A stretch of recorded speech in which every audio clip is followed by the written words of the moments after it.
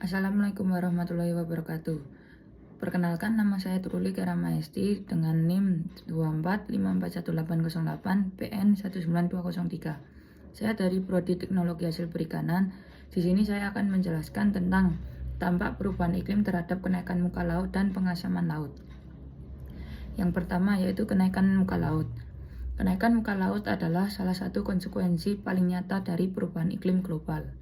Fenomena ini dipicu oleh dua faktor utama, yaitu yang pertama pencairan es di kutub dan gletser darat. Suhu global yang meningkat mempercepat pencairan lapisan es di Greenland atau Antartika serta gletser di pegunungan tinggi atau Himalaya dan Andes. Air lelehan tersebut langsung menambah volume air laut. Untuk yang kedua itu pemuaian termal air laut. Air laut menyerap lebih dari 90% kelebihan panas akibat efek rumah kaca. Ketika suhu laut meningkat, molekul air bergerak lebih cepat dan menempati ruang lebih besar, sehingga volume laut bertambah meski tanpa tambahan air dari es. Untuk dampak kenaikan muka laut tersendiri itu dapat dijelaskan tentang pertama bencana pesisir, yaitu daerah pesisir akan lebih sering mengalami banjir rob, intrusi air laut ke daratan, serta erosi pantai. Untuk yang kedua itu kehilangan lahan. Pulau kecil berisiko tenggelam atau contohnya Maldives, Kiribati, dan Tuvalu. Untuk yang ketiga, kerugian ekonomi. Kerugian ekonomi yaitu lahan pertanian atau tambak, infrastruktur pelabuhan, dan pemukiman pesisir rusak atau hilang. Untuk yang keempat, yaitu migrasi iklim atau climate refuges atau masyarakat pesisir harus pindah karena tempat tinggalnya tidak lagi layak huni. Untuk yang kelima yaitu kerusakan ekosistem. Hutan mangrove, contohnya itu hutan mangrove, rawa, payau, dan padang lamun terendam atau hilang. Padahal ekosistem ini penting untuk penahan abrasi dan penyerapan karbon. Untuk contohnya jika tadi itu di dunia dan ini contohnya jika di Indonesia atau yang kenaikan muka laut di Indonesia. Indonesia sebagai negara kepulauan sangat rentan terhadap kenaikan muka laut. Seperti yang pertama itu di Jakarta Utara. Sudah mengalami penurunan daratan sekaligus kenaikan muka laut. Banyak wilayah tergenang banjir rob setiap tahunnya. Diperkirakan sebagian area Jakarta bisa tenggelam dalam beberapa dekade jika tidak ada penanganan. Penanganan tersebut bisa digunakan seperti menanam hutan bakau di laut dan mengurangi untuk memotong pohon dan membersihkan sampah di selokan-selokan. Untuk contohnya yang di Semarang, Pekalongan, dan Demak atau yang di dalam Provinsi Jawa Tengah yaitu banjirop semakin parah. Air laut masuk hingga ke pemukiman, tambak, dan area pertanian, menyebabkan kerugian ekonomi dan memaksa warga pindah. Dengan dampak tersebut, warga semakin susah untuk mencari kehidupan dan mencari keuangan karena terdampaknya di area tersebut.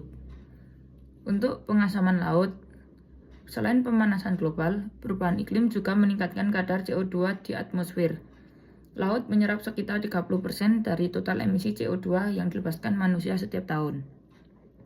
Untuk proses kimia pengasaman laut, yaitu CO2 plus H2O menjadi H2CO3 atau asam karbonat. Untuk yang kedua itu H2CO3 dijadikan H plus HCO3- atau yang disebut ion bikarbonat. Peningkatan ion H plus menyebabkan pH laut menurun, yang berarti laut menjadi lebih asam. Untuk dampak pengasaman laut, yaitu yang pertama, kerusakan terumbu karang. Karang memerlukan kalsium karbonat atau CaCO3 untuk tumbuh. Air laut yang lebih asam menghambat proses klasifikasi sehingga pertumbuhan karang terhambat dan terumbu bisa mati.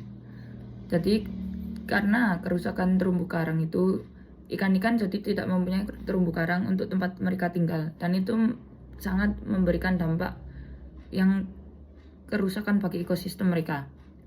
Jadi yang kedua itu gangguan pada organisme laut atau disebut moluska atau kerang tiram, plankton berkabur, dan bulu babi terancam karena cangkangnya mudah larut. Untuk yang ketiga, penurunan keanekaragaman hayati. Hilangnya karang berdampak pada ribuan spesies ikan yang bergantung padanya sebagai habitat. Nah, untuk yang keempat itu gangguan rantai makanan. Plankton sebagai produsen utama terganggu, sehingga memengaruhi ikan kecil hingga predator besar.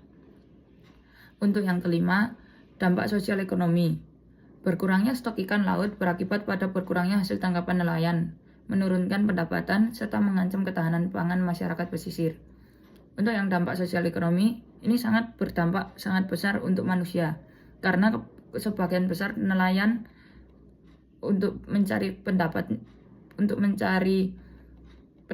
itu banyak di laut, karena mengambil ikan-ikan dan dijual untuk mendapatkan uang. Untuk contohnya pengasaman laut di Indonesia, yaitu Indonesia memiliki ekosistem laut tropis yang sangat kaya, terutama terumbu karang. Namun, pengasaman laut memberi ancaman besar, seperti di wisata yang pertama, Raja Ampat, atau di Papua Barat. Terumbu karang di sini adalah salah satu yang terkaya di dunia. Namun, peningkatan keasaman laut membuat karang sulit membentuk kerangka kalsium karbonat. Jika terus terjadi, karang bisa rapuh dan mati. Untuk yang kedua, di Bunaken atau Sulawesi Utara.